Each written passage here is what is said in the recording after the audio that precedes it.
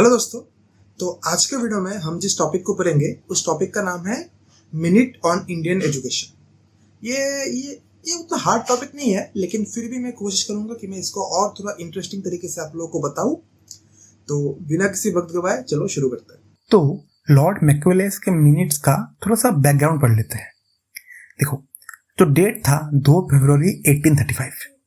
किसने बोला था? थॉमस बेबिंगटन मैक्यूले, एक ब्रिटिश हिस्टोरियन और पॉलिटिशियन।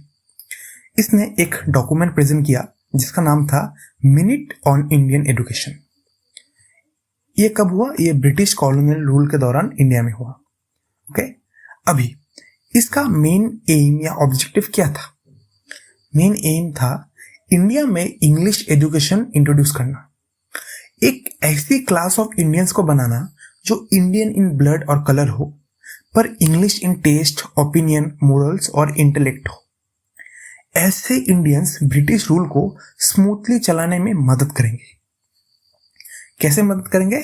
इंटरप्रेटर्स बनकर ब्रिटिश रूलर्स और इंडियन मासेस के बीच, और ब्रिटिश रूल के सपोर्टर्स बनकर। ओके, तो अब हम बात कर लेते हैं बिलीफ बिहाइंड द प्रपोजल। देखो, मैक्यूले का मानना था कि इंडियन नॉलेज इंफीरियर है यूरोपियन नॉलेज से। उसने आर्ग्यू किया कि यूरोपियन एजुकेशन, स्पेशली सब्जेक्ट्स जैसे फिजिकल साइंसेस, सोशल साइंसेस, ये ज़्यादा सुपीरियर और यूजफुल है। ठीक है, समझ गए? आगे बढ़ते हैं, इम्पैक्ट एंड सिग्निफिकेंस के बारे में बात करते हैं। ये एक बड़ा टर्निंग पॉइंट था इंडिया के कॉलोनियल एजुकेशन सिस्टम के लिए। इंग्लिश मीडियम ऑफ इंस्ट्रक्शन को प्रमोट किया गया। इस प्रपोजल ने ब्रिटिश इंडिया में एक नए एजुकेशनल पॉलिसी का रास्ता तय किया। इसका असर इंडिया के इंटेलेक्चुअल और एजुकेशनल फ्यूचर पर कई सालों तक रहा। ओके, तो अभी हम मैक्यूलेस मिनट का थोड़ा सा हिस्टोरिकल बैकग्राउंड भी देख लेते हैं। सबसे पहले आता है early British attitude towards education. देखो, शुरुआत में ब्रिटिश लोगों ने इंडिया के एजुकेशन सिस्टम पर ध्यान नहीं दिया। उनका मेन एम था प्रॉफिट कमाना through trade and economic activities, ना कि इंडियंस को एजुकेट करना। ठीक है, फिर आता है ग्रेजुअल इंटरेस्ट इन एजुकेशन। धीरे धीरे ब्रिटिश समझने लगे कि एजुकेशन जरूरी है देश को गवर्न करने के लिए। इसलिए उन्होंने कुछ हायर एजुकेशन इंस्टीट्यूट्स बनाना शुरू किया। Medium of instruction in early institutions. देखो, इन इंस्टीट्यूशन में पढ़ाई होती थी इंडियन लैंग्वेजेस में, जैसे संस्कृत, अरबिक, पर्शियन, और उस समय पर्शियन कोड लैंग्वेज भी थी। फिर आता है द चार्टर एक्ट ऑफ 1813। ये एक टर्निंग पॉइंट था दोस्तों, मैं कह रहा हूं। ये पहला मेजर स्टेप था ब्रिटिश गवर्नमेंट का टुवर्ड्स इंडियन एजुकेशन। इस एक्ट ने 1 लाख पर ईयर एलोकेट किया इंडियंस की एजुकेशन के लिए। ये था स्टेट सपोर्टेड एजुकेशन का बिगिनिंग इन इंडिया। फिर आता है रोल ऑफ क्रिश्चियन मिशनरीज। इस टाइम तक क्रिश्चियन मिशनरीज इंडिया में काफी एक्टिव हो चुके थे। उनका फोकस होता था मेनली रिलीजियस एजुकेशन पर। उनका एम था क्रिश्चियनिटी स्प्रेड करना by converting the heathen population. Division among British thinkers, Anglicist versus orientalist. देखो, चार्टर एक्ट के बाद एक डिबेट शुरू हुआ। दो पार्टी थे। ओके, एक था ओरिएंटलिस्ट, एक था एंग्लिसिस्ट। तो ओरिएंटलिस्ट मानते थे कि इंडियंस को उनकी नेटिव लैंग्वेज में पढ़ाया जाना चाहिए, जो इंडियंस कई सालों हमेशा से पढ़ते आ रहे हैं जिस लैंग्वेज में, उसमें पढ़ाओ। इंडियन कल्चर को प्रिजर्व करना चाहते थे बाय टीचिंग इंडियन स्क्रिप्चर्स और क्लासिकल टेक्स्ट। ये था ओरिएंटलिस्ट का व्यू। और कुछ थे एंग्लिसिस्ट।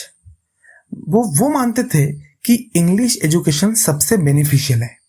वो सपोर्ट करते थे the teaching of western knowledge और लिटरेचर इन इंग्लिश। ठीक है, समझ गए?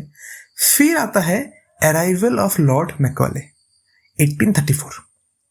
देखो, लॉर्ड मैक्यूले जून 1834 में इंडिया आए as president of the general community of public institution, GCPI।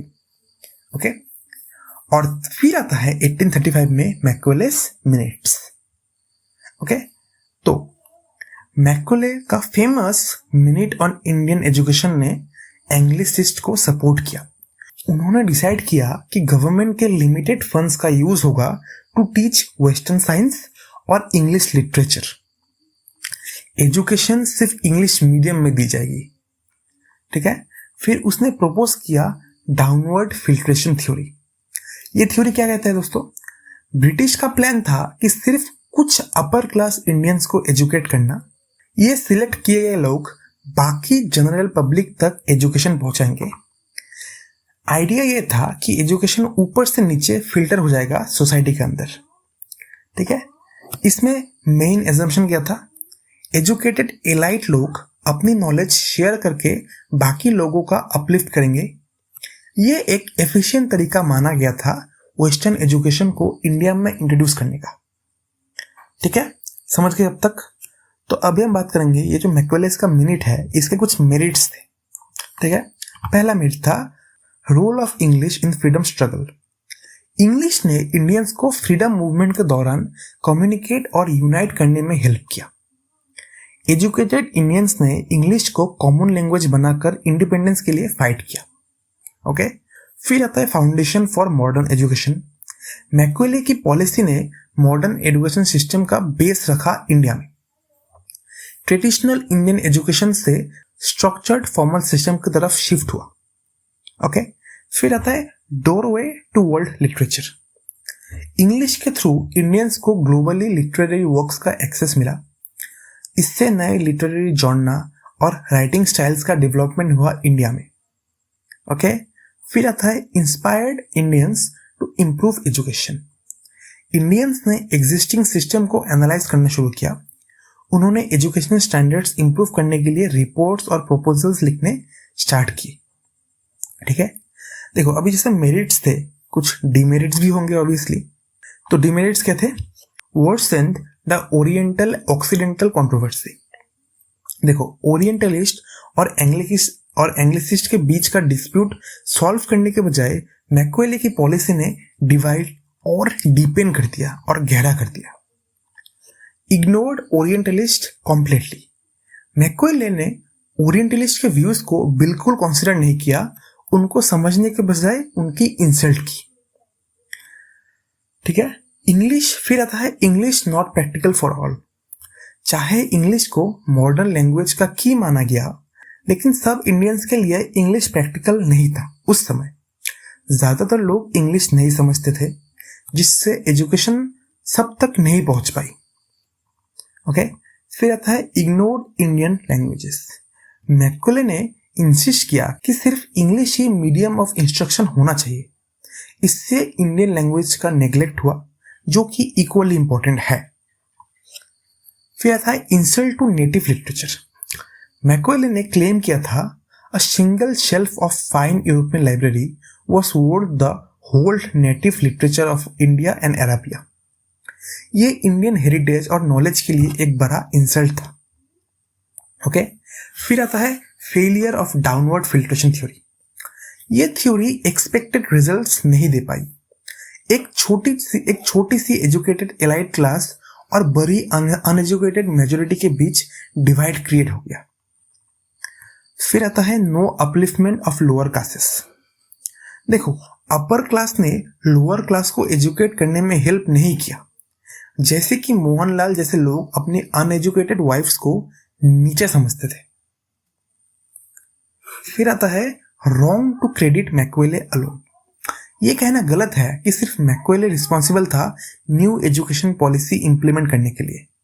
इस प्रोसेस में कई और लोग और फैक्टर्स इन्वॉल्व थे। तो अभी हम मैक्वेले के मिनट का कंक्लूजन पढ़ते हैं। पहला है प्रमोशन ऑफ इंग्लिश लैंग्वेज। देखो मेन इंपैक्ट क्या है? मैक्वेले मिनट ने इंग्लिश लैंग्वेज को प्रमोट किया और इंग्लिश बन गया एडमिनिस्ट्रेशन का लैंग्वेज, यानी गवर्नमेंट ओन्ड का लैंग्वेज। फिर हो गया और इनफैक्ट इंग्लिश बन गया हायर लॉ कोर्ट्स का मीडियम, यानी लीगल सिस्टम का मीडियम भी इंग्लिश बन गया, ओके। फिर आता है लॉन्ग टर्म रिजल्ट। इंग्लिश सिर्फ ब्रिटिश रूलर्स का लैंग्वेज नहीं रहा, ये इंडिया के इंपॉर्टेंट लैंग्वेजेस में से एक बन गया, ओके। फिर आता है स्प्रेड ऑफ मॉडर्न आइडियाज। देखो, पूरी तरह एजुकेशन ना होने के बावजूद मॉडर्न आइडियाज आम लोगों तक पहुंच गए। ये आइडियाज कैसे स्प्रेड हुए? पॉलिटिकल पार्टीज के जरिए, न्यूज़पेपर और प्रेस के जरिए, और पैम्फलेट के जरिए, और पब्लिक स्पीचेस और परफॉर्मेंस के जरिए। इन टूल्स ने लोगों को नए और मॉडर्न विचारों से अवेयर बनाया। फिर आता है role of modern education. Modern education ने इस प्रोसेस को सपोर्ट किया by providing basic books on physical sciences, social sciences. ये एजुकेशन का यूज किसने किया? ये एजुकेशन का यूज किया इंडियन नेशनलिस्ट ने, सोसाइटी को स्टडी करने के लिए, प्रॉब्लम्स को समझने के लिए, रिफॉर्म्स प्लान करने के लिए। लेकिन एक प्रॉब्लम था। देखो, मॉडर्न एजुकेशन का कंटेंट और structure mostly British colonial interest को सर्व करता था, इंडियन नीड्स को नहीं। ये सिस्टम कॉमन पीपल के लिए बेनिफिट नहीं थे, बल्कि रूलर्स के बेनिफिट के लिए डिजाइन किया गया था। ओके, समझ गए? दोस्तों, आई होप आपको ये एक्सप्लेनेशन समझ में आया। अगर समझ में आया तो प्लीज़ मेरी वीडियो को लाइक करना, चैनल को सब्सक्राइब करना, और अगर अभी भी कोई डाउट है तो प्लीज़ कमेंट्स में पूछिए, मैं रिप्लाई कर दूंगा। थैंक्स दोस्तों, तब तक पढ़ते रहिए और सीखते रहिए।